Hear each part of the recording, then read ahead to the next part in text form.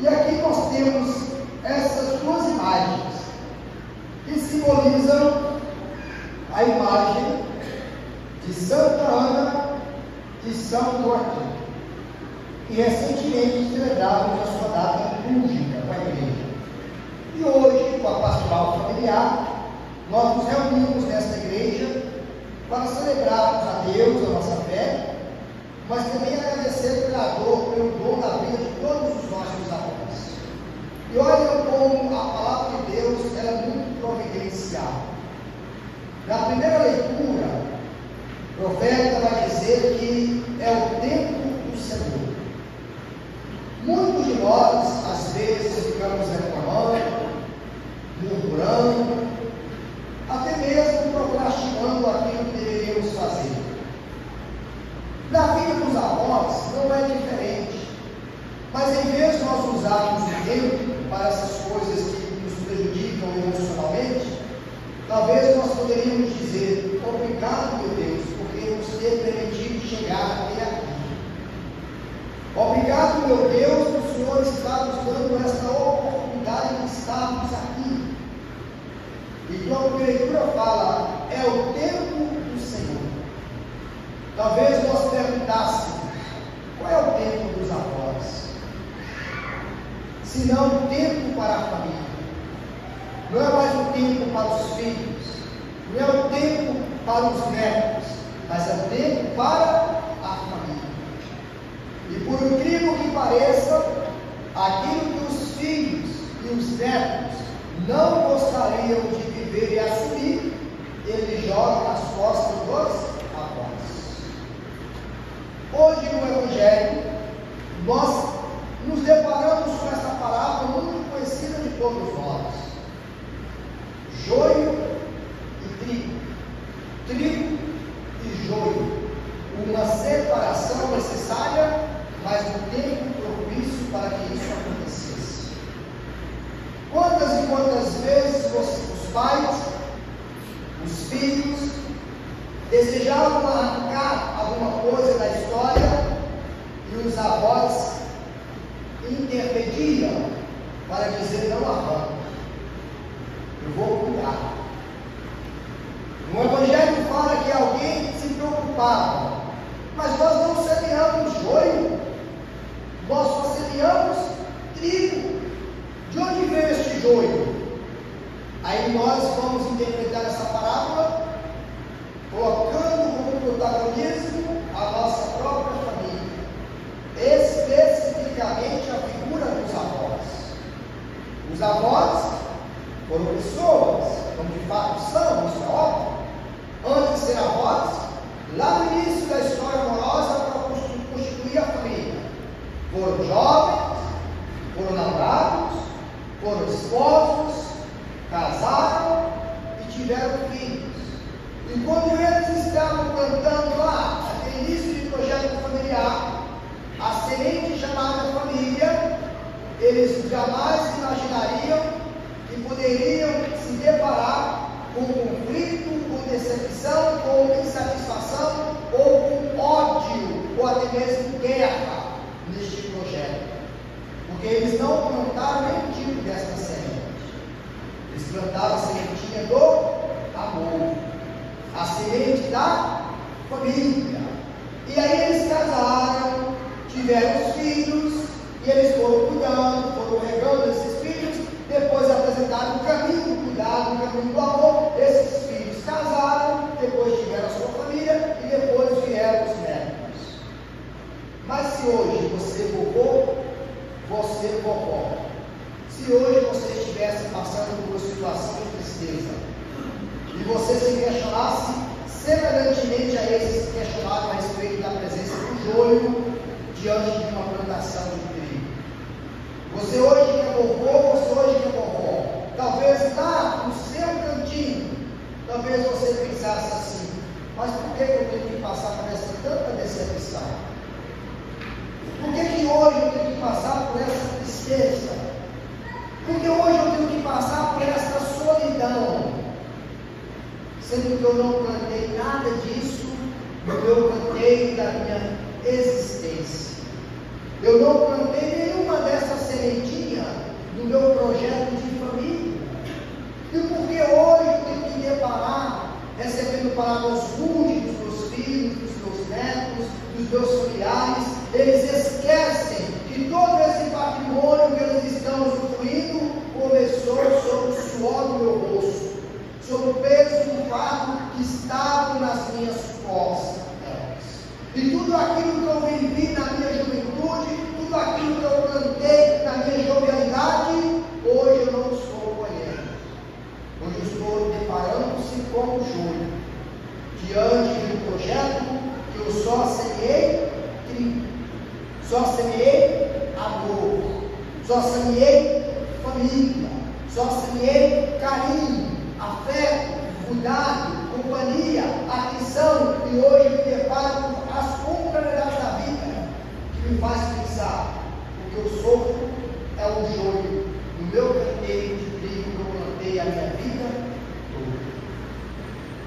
Só que aí o Salmo, para nós, nos apresenta uma palavra de luz, que nós podemos parafraseá-la, colocando vocês, a vós, como protagonistas. O Salmo fala: quão suave é a casa do Senhor. E eu diria: quão amável é a casa dos avós. Às vezes, quando a gente passa por uma decepção, às vezes não que recebemos nossos pais, talvez um choro provocado pelos nossos pais, porque eles precisam nos corrigir, nós imediatamente corremos para os braços dos vovós. Vovó me ajuda, vovô me ajuda. Às vezes, quantos de nós, vamos criar um exemplo aí, às vezes o netinho lá, doido para jogar futebol, aí chega para o pai e fala: pai, compra uma chuteira para mim. E o pai fala: não, vou comprar você um café para você estudar. Aí o netinho corre, vai lá no colo do vovô, e no colo da vovó e fala: ô vovó, eu gostaria tanto de jogar futebol, dá uma chuteira para mim. E o vovô fala: e a vovó, eu não só vou comprar a chuteira para você, mas como vou colocar você na escolinha de futebol. O coração do avô é bondoso demais, o coração da avó é amável demais. Aquilo que os pais não conseguem fazer, os avós fazem. Às vezes o vovô e a vovó pensam assim: nossa, eu fiz isso com os meus filhos, agora eu vou me esforçar para fazer 2 vezes mais do que meu neto. Quando as pessoas imaginam: não, foi lá para a casa do papai e da mamãe, agora são os avós, não é porque eles estão com saudade de pegar uma criancinha no colo. Não é só isso não, pode ser que a saudade também exista, mas é porque Deus fez dos avós pessoas extremamente amorosas. É para dar equilíbrio à nossa família, porque os nossos pais muitas vezes precisam ser radicais, e vocês que hoje são vovós, vocês já não vivem mais essa radicalidade quando vocês viviam quando eram somente pais. Quando vocês eram pais, vocês eram mais severos, vocês tinham que corrigir, tinham que ser os provedores da família. Agora vocês são avós, vocês não querem mais nada para ninguém. Eu devo ter gastado muito cartão de crédito, tá? Espero eu, porque tem muito médico também que fala: vovó, só não vou presente não, porque o cartão é senha, né? As brincadeiras à parte. Mas o que eu queria dizer é justamente que o contexto de avós, a maioria de vocês, por pouco que seja, vocês recebem um auxílio, porque é mais do que justo, por toda a caminhada de trabalho que vocês tiveram. Então você recebe um auxílio, ou uma pensão, ou uma aposentadoria, um auxílio financeiro. Então você chora até mesmo um reconhecimento por tantos anos de trabalho que você chama no nosso Brasil de uma aposentadoria, porque trabalha muito tempo. Isso é mais do que justo. Então você chegar no patamar que agora vocês não poderiam mais se preocupar com essas coisas que nós, jovens, nos preocupamos na atualidade. É porque Deus agora propõe a cada um de vocês uma outra missão. E sabe qual é a missão? Apenas exalar amor, carinho, afeto, alegria, brincadeira. Mas pode ser que em alguma situação Deus usa vocês justamente para apaziguar os conflitos familiares. E pelo incrível que pareça, não ficou triste a nós, porque isso aconteceu com Jesus. A pedra dos pedreiros rejeitaram, tornou-se a pedra angular. Quantas vezes vocês são rejeitados? Quantas vezes vocês são rejeitados? Muitas vezes. Muitas das vezes alguns filhos esquecem para uma festa, não convidam. Muitas das vezes no passeio, em vez de os filhos convidar, os filhos querem que vocês fiquem com os netos, para eles poderem ficar livres. Quantas vezes já tendo uma atividade diferente no seu bairro, às vezes os filhos querem impor para que vocês não vão, para que vocês pudessem cuidar dos netos. É como se estivessem rejeitando a participação de vocês. Mas aí quando nós olhamos para a Sagrada Escritura, nós percebemos. Vocês são trigo a nós. E nós, filhos e netos, é que somos o jugo. O que Deus plantou, o que Deus jogou, foi o trigo. E para a nossa família, vocês, avós, são o trigo. E nós, filhos, e nós, netos, é que nos tornamos em algumas situações um joio. Só que o Senhor é misericordioso, e vocês como avós são misericordiosos, porque vocês não querem nos arrancar da história de vocês. Mesmo nós sendo joio, vocês permitem que nós crescêssemos ao lado de vocês. Quantas vezes há um netinho rebelde, que o pai reclama, o netinho ou a netinha rebelde vai com a avó fala assim, até que você é muito arteiro, até que você é muito bagunceiro, mas é que merece uma agradinho mesmo. Então aqui, vamos dar uma agradinho. Porque vocês permitem a gente crescer junto. Imaginemos se vocês tivessem a mesma radicalidade desse personagem da Sagrada Escritura. Vamos arrancar esse jogo. O Senhor fala, não, porque pode ser que você arranque um filho também. Sabe por que vocês não excluem os filhos, não excluem os netos? É porque se vocês fizerem isso, vocês estariam excluindo aquilo que vocês plantaram. Vocês plantaram trigo, vocês são trigo, vocês plantaram o amor, vocês são o amor. Mas pode ser que em algum momento do nosso crescimento, o trigo já não está mais em nós, o amor já não está mais em nós. Mas nem por isso nós podemos arrancar, porque pode ser que em algum momento certo nós vamos separar. Siga este caminho, siga este outro caminho. Olha como que a história do avô e da avó se encaixa perfeitamente nessa parábola do trigo e do joio. Vocês que são avós, vocês pegaram o caminho para que os seus filhos seguissem. Chega um patamar da vida de vocês, que seus filhos já estão bem encaminhados, já têm um bom trabalho, e a preocupação de vocês agora é assim, esquecer os filhos, porque já caminham com as próprias pernas, e agora vamos pensar nos netos. Vamos ajudar os netos a caminhar. E vocês, por incrível que pareça, esperariam que os filhos e os netos reconhecessem tudo que vocês fizeram e fazem por eles. Mas infelizmente, neste momento que nos falta o reconhecimento, é que nós nos tornamos um jogo. E nem por falta do nosso reconhecimento, vocês nos arrancam. Vocês ainda permitem que nós vivêssemos fazendo parte da história de vocês. Meus queridos avós, que a palavra de Deus começa a acalentar nossos corações hoje. E a palavra de Deus hoje, que nós poderíamos sair daqui, é justamente essa frase que está na profecia da primeira leitura. E o tempo é de Deus.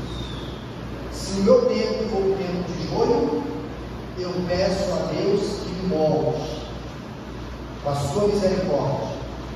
Se o meu tempo for o tempo de trigo, eu peço a Deus que eu seja humilde e afaste de mim o orgulho, para eu não pensar em me apresentar superior a ninguém. Mas se o meu tempo for um tempo de reconhecer que errei e reconhecer que eu preciso voltar, que eu pudesse usar a frase do Salmo: quão suave é a casa do Senhor, eu aplico: qual suave é a casa dos avós, e eu posso retornar a ela a qualquer Mas para vocês, avós, que muitas das vezes ficam preocupados e às vezes sofrendo a dor da solidão, que vocês pudessem sair daqui hoje levando o coração de vocês. Vocês nunca ficarão sós, se vocês tiverem no coração a sementinha da fé, que hoje é traduzida pelo trigo, capaz de produzir bons frutos. Ou talvez vocês pudessem dar para a imagenzinha de São Joaquim e Santa Ana e aprender com esses avós do menino Jesus. Vocês foram essenciais na história dos seus filhos e na história dos seus netos. Por mais que eles não reconhecessem, vocês são especiais. Então que vocês possam cada vez mais sair daqui dessa santa missa fortalecidos, renovados pela força da esperança, renovados pela força do amor, e sempre levar no coração esse desejo de esperar os seus filhos, os seus netos e todas as pessoas sejam mais caridosas para com vocês, não somente pela força da lei, que hoje vocês já são assegurados, mas que nós pudéssemos fazer a caridade a vocês pelo simples fato de reconhecer toda a doação e sacrifício que vocês passaram para que a família de vocês pudesse ser quem de fato são. Muito obrigado, vovô e vovó, e que Deus nos abençoe pela intercessão de São Joaquim e Santa Ana. Amém.